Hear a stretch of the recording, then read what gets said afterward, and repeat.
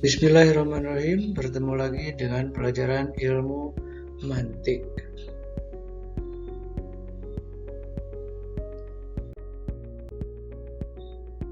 Di pertemuan kali ini kita akan membahas mengenai istidlal atau cara mengambil kesimpulan.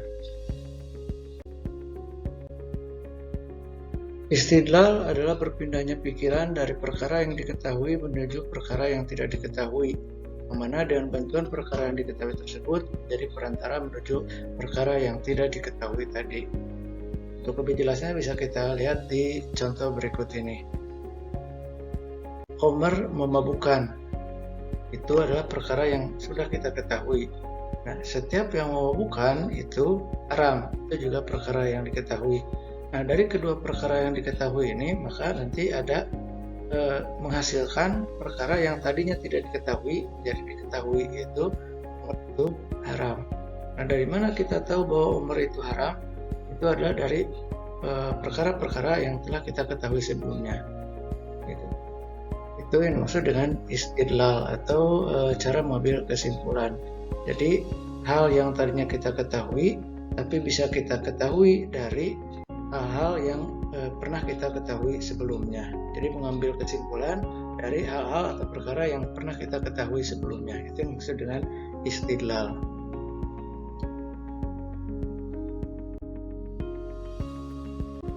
Istidlal itu sendiri dibagi menjadi dua bagian. Yang pertama ada yang disebut dengan kiasi atau silogisme.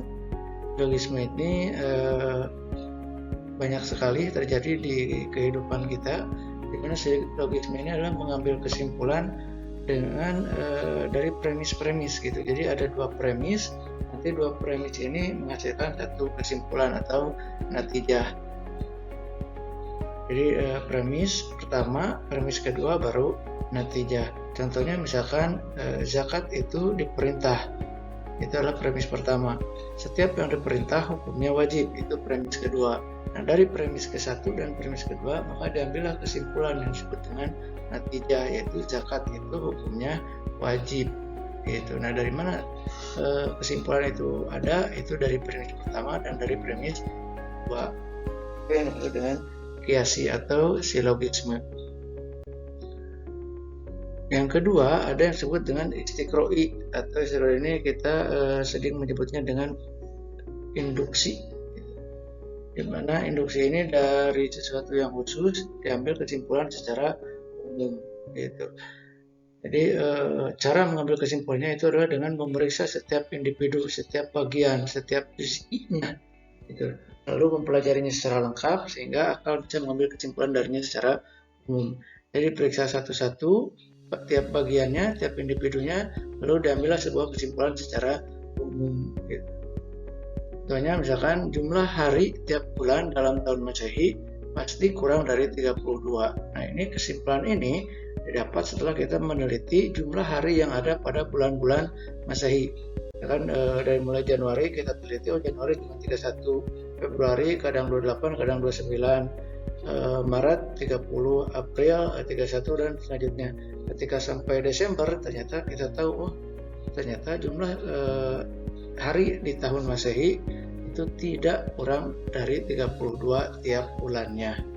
Pasti kurang dari 32 tiap bulannya, tidak ada satu bulan pun yang jumlahnya 32. Nah, itu seperti itu. Atau contoh lainnya misalkan dalam usul fikih ada kaidah al-aslu bil amri lil wujubi, asal dalam perintah itu adalah wajib. Nah, itu adalah sebuah kesimpulan, sebuah konklusi. Dari mana itu didapatnya? Itu adalah dengan mengumpulkan seluruh perintah yang ada dalam Al-Quran dan As-Sunnah. Ketika dikumpulkan, ternyata perintah-perintah tersebut menunjukkan atas wajibnya melakukan apa yang diperintahkan tersebut. Maka lahirlah kesimpulan al-aslu bil amri lil wujubi. Atau misalkan kesimpulan bahwa setiap hewan ketika makan itu pasti menggerakkan rahang bagian bawahnya, itu mulut bagian bawahnya, itu setiap hewan. Itu yang dimaksud dengan istiqroi atau induksi gitu. Jadi mengambil kesimpulan setelah meneliti bagian-bagian tersebut gitu. Itu yang dimaksud dengan istiqro'i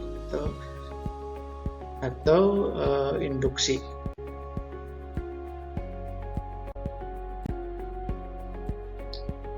Sekian untuk pembelajaran kali ini, semoga bisa dipahami dengan seksama. Jazakumullahu khairan katsira. Assalamualaikum warahmatullahi wabarakatuh.